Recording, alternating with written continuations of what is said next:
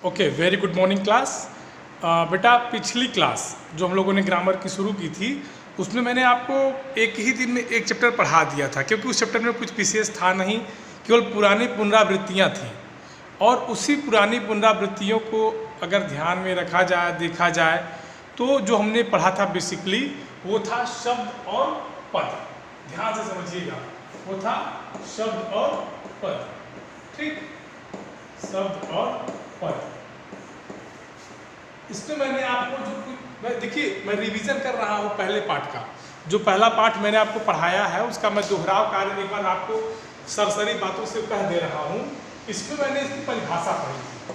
ठीक, समझिए बात को। मैंने यहाँ परिभाषा पढ़ी थी और पद में भी परिभाषा पढ़ी थी। तो मैंने इन दोनों में आपको अंतर बताया था। आपको याद होगा जो मैंने पिछली क्लास आपको ली थी उसमें मैंने आपको ये बताया था, जो सोमवार वाली क्लास, मैंने जो कल वाली क्लास हुई थी हमारी, उसमें मैंने आपको ये बताया था कि शब्द और पद में क्या अंतर होता है, कैसे शब्द शब्द होता है और कैसे यही शब्द पद बन जाता है। तो इसके लिए एक दो जो नियम थी मैंने उसको बताया था। फिर मैंने आपसे ये भी बताया था कि शब्द और पद में जो अंतर है बेटा, इसको आप देख लीजिएगा, बहुत आसान है, इसको आप याद कर लीजिएगा। बाकी जो चीज़ें ना आएंगी मैंने आपको साफ साफ कहा था कि आप हमसे पूछ लीजिएगा। ये तो हुई एक बात। दूसरी बात, अब हम पढ़ेंगे आज अपना दूसरा चैप्टर, चैप्टर नंबर 2। देखिए, हिंदी विषय पढ़ते हुए हम लोगों ने स्पर्श में, स्पर्श जो 2 है हमारा, इसमें हम लोगों ने 3 पाठ पढ़ लिया है। कबीर, ठीक, मीरा, और तीसरा पढ़े हैं इसमें प्रेमचंद की बड़े भाई साहब। समझिए बात को, बड़े भाई साहब। इसके बाद हम लोगों ने ग्रामर में शब्द और पद पढ़ लिए। अब जो हमारा नया चैप्टर होगा, समझ रहे हैं बात को, अब जो हमारा नया चैप्टर होगा वो होगा रचना के आधार पर वाक्य रूपांतरण।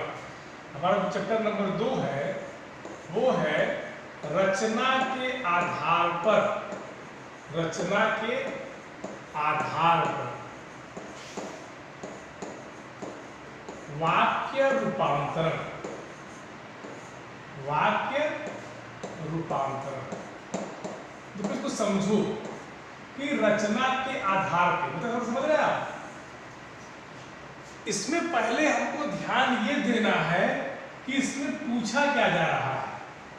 वाक्य रूपांतरण माने होता है परिवर्तन। रूपांतरण माने क्या होता है? परिवर्तन। तो वाक्य का परिवर्तन होगा, समझिए बात को, कि वाक्य का परिवर्तन तो होगा, लेकिन किसके आधार पर होगा? रचना के आधार पर। क्योंकि उत्पत्ति के आधार पे और रचना के आधार पे, यही 2 प्रकार के वाक्य होते हैं। तो रचना के आधार पर वाक्य का परिवर्तन कैसे होता है, इस पाठ के अंतर्गत हमको यही पढ़ना है। लेकिन ये तो केवल पाठ का नाम भर हो गया। इसके अलावा हमको जो पढ़ना है, शुरुआत हम कहाँ से करेंगे? सबसे पहले इस पाठ को पढ़ने के लिए हमको जानना जरूरी क्या है, समझ रहे हैं? कि रचना के आधार पर वाक्य का रूपांतरण होने से पहले हमको ये जानना जरूरी है कि बेटा वाक्य क्या होता है। ठीक है, हमको जानना जरूरी क्या है कि वाक्य क्या होते हैं। ठीक, तो देखिए वाक्य क्या होता है। पिछली वाली कक्षा में हमने क्या पढ़ा था? शब्द और पद। शब्द के सार्थक समूह को वाक्य कहते हैं। जब कई शब्द मिल जाएं और उनका एक अर्थ निकलने लगे तो उसे वाक्य कहते हैं। ये हमने आपको पिछली कक्षा में पढ़ा दिया है। अब इसी वाक्य को पाठ का नाम है रचना के आधार पर वाक्य रूपांतरण। कैसे बदलेंगे? तो सीधी सीधी बात है कि पहले हम वाक्य को जानेंगे तभी वाक्यों को बदल पाएंगे। ठीक, तो पहले हम ये जानते हैं कि वाक्य क्या होता है। ठीक है, तो लिखिए कि शब्दों का अर्थवान एवं व्यवस्थित समूह, अर्थवान व्यवस्थित समूह, व्यवस्थित समूह, शब्दों का अर्थवान व्यवस्थित समूह जो मन के भाव एवं विचारों को पूर्ण रूप से प्रकट करने में सक्षम हो।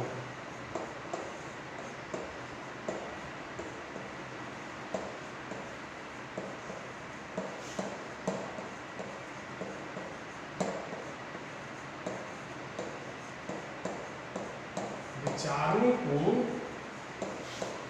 पूर्ण रूप से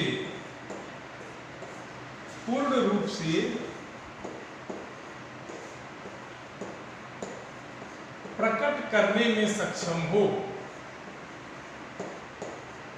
प्रकट करने में सक्षम हो।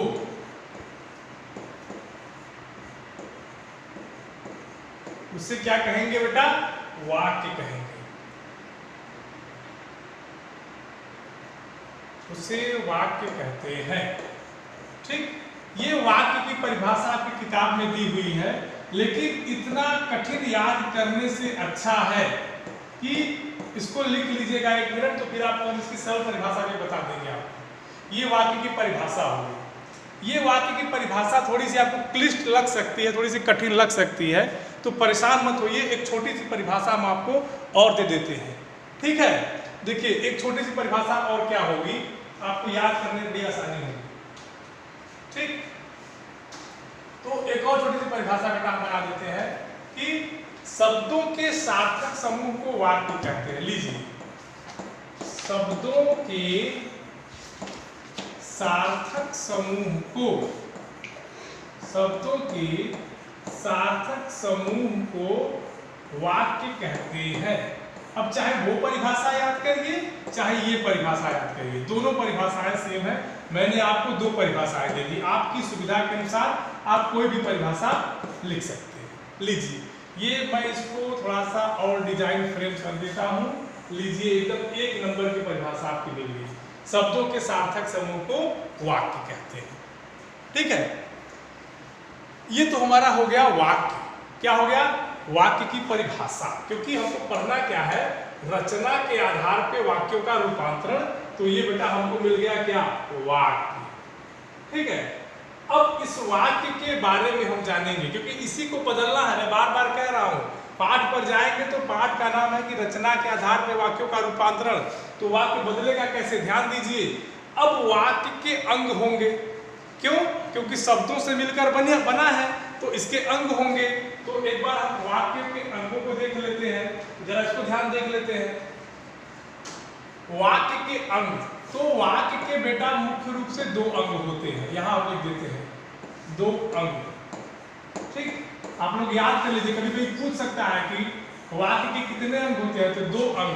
पहला उसमें देखिए, पहला आपका होगा उद्देश्य, उद्देश्य, और दूसरा होता है विधेय। दूसरा क्या होता है बेटा? विधेय। वाक्य के 2 प्रमुख अंग कौन कौन से हैं? एक है उद्देश्य और दूसरा है विधेय। इन चीजों को ध्यान से आप समझिए। इसमें अब पहला क्या होता है, उद्देश्य क्या होता है, जरा हम समझेंगे कि उद्देश्य क्या होता है। किसी भी वाक्य का कुछ न कुछ उद्देश्य होता है। उद्देश्य क्या होता है? मान लो कोई वाक्य है और उस वाक्य में जिसके बारे में कहा जाए वही उद्देश्य होता है। समझिए कि वाक्य में जिसके विषय में कहा जाए उसे उद्देश्य कहते हैं। यहां लिख देते हैं कि वाक्य में जिसके विषय में कुछ कहा जाए, जिसके विषय में कुछ कहा जाए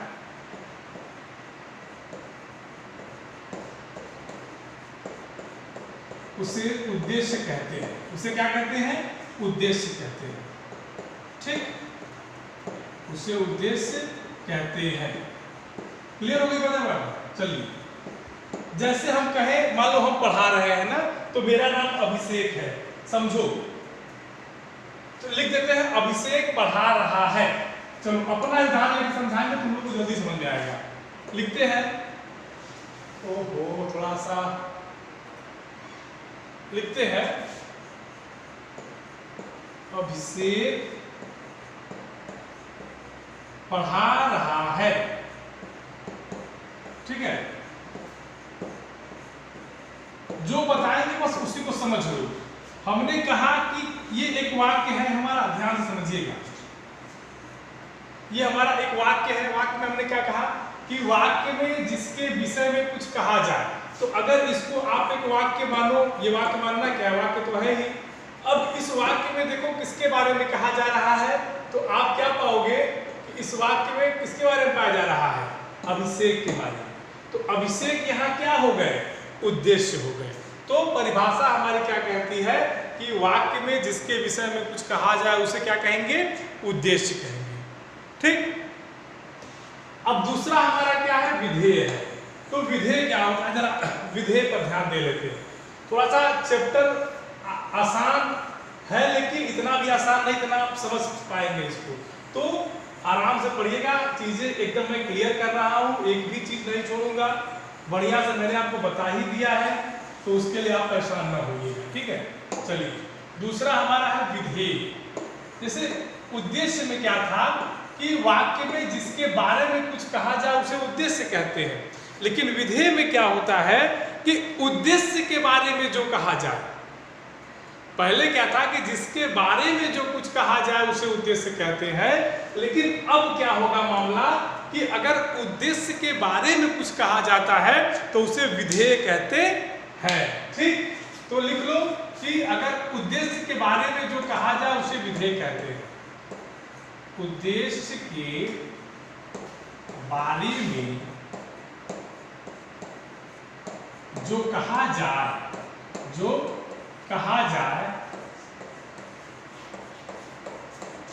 उसे विधेय कहते हैं।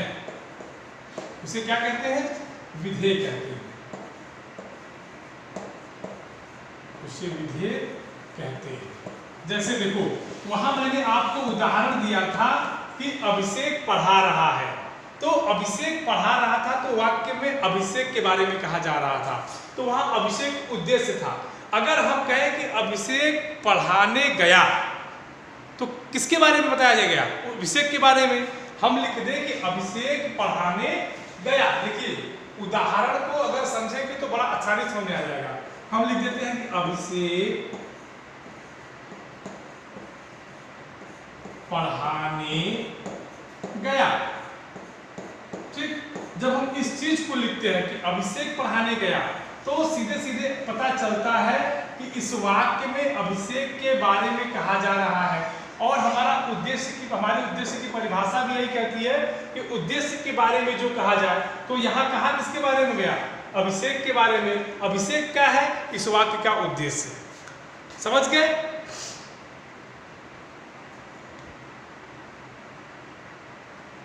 चलिए इसके बाद आता है उद्देश्य और विधेय का विस्तार। उद्देश्य और विधेय का विस्तार समझते रहिए। मैंने आपको वाक्य बता दिया, वाक्य के बाद वाक्य के अंग बता दिए, वाक्य के अंग बताने के बाद उद्देश्य और विधेय बता दिया, उद्देश्य और विधेय का विस्तार, ये हमारा अगला टॉपिक है। ठीक है, तो देखिए विस्तारण का मतलब होता है किसी चीज को थोड़ा सा बड़े में दिखाना। तो उद्देश्य और विधेय का विस्तार हमारा होगा कैसे, तो उद्देश्य और विधेय का विस्तार कैसे हो सकता है, इस बात को आप समझिए कि ऐसे शब्द हों जो उद्देश्य और विधेय दोनों की विशेषताओं को बता दें और उनके अर्थ को थोड़ा सा बढ़ा कर करें, तो उन्हें उद्देश्य और विधेय का विस्तार कहलाते हैं। ठीक, जैसे अगर हम कहें कि छोटी चिड़िया फुदक फुदक कर चल रही है, ठीक है, तो चिड़िया फुदक फुदक कर चल रही है, उसके आगे अगर हम छोटी शब्द लगा दें तो हमारा निकल जाएगा कि छोटी चिड़िया फुदक फुदक कर चल रही है।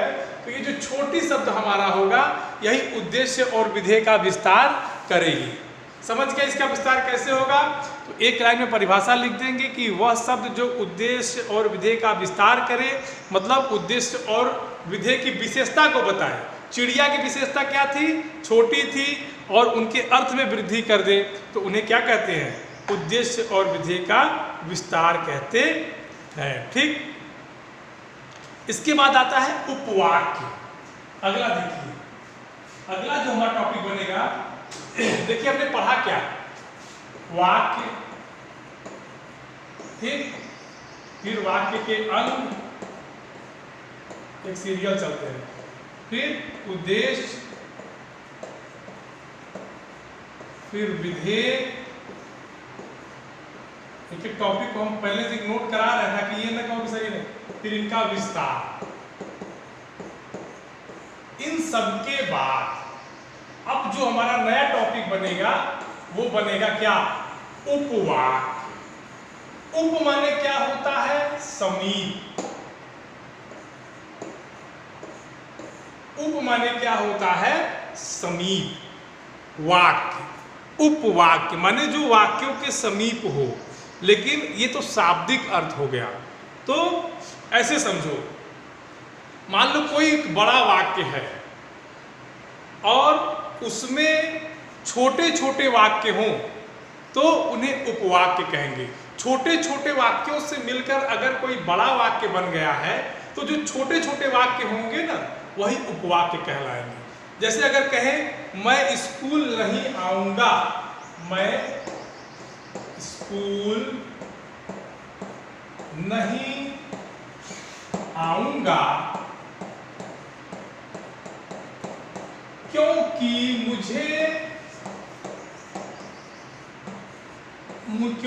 मुझे बुखार है। क्योंकि मुझे क्या है? बुखार है। ठीक, समझिए। अब इस वाक्य में देखोगे तो दो खंड मिलेंगे। एक तो पहला वाक्य है कि मैं स्कूल नहीं आऊंगा, एक वाक्य तो हमारा ये हो गया कि मैं स्कूल नहीं आऊंगा, और दूसरा वाक्य क्या है? मुझे बुखार है। तो यही जो छोटे छोटे वाक्य होते हैं बेटा ना, इन्हीं को हम कहेंगे उपवाक्य। ठीक, इतना समझिए बात को, तब आपको चीजें समझ में आएगी। तो उपवाक्य की परिभाषा क्या बनेगी कि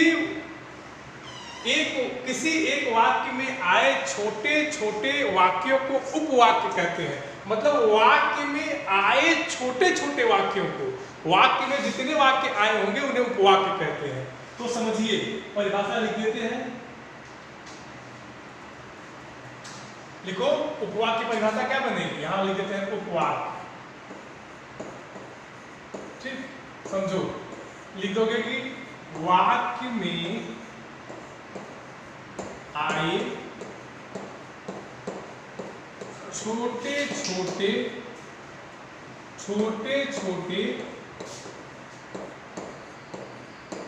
वाक्यों को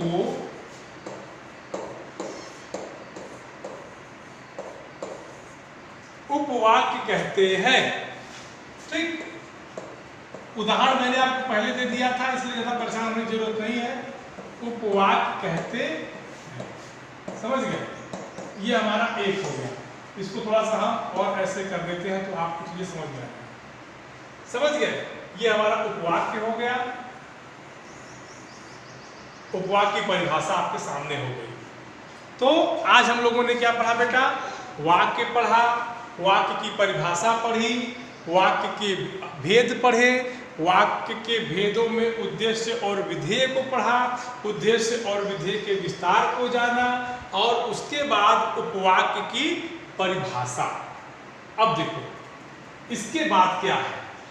इसके बाद ये है, जैसे वाक्य में दो भेद होते थे ना, ठीक उसी तरह से उपवाक्य के भी दो भेद होते हैं। उपवाक्य के भी दो भेद होते हैं। ठीक है, इसमें पहला कौन सा होगा? ये एक होगा प्रधान उपवाक्य, जिसको हम मुख्य उपवाक्य कह सकते हैं। एक होता है प्रधान उपवाक्य। ठीक, और दूसरा कौन सा होगा हमारा? आश्रित उपवाक्य, मतलब जो दूसरे वाक्य पर आश्रित हो। तो यहाँ हम थोड़ा सा छोटा कर देते हैं। दूसरा हमारा होगा आश्रित उपवाक्य।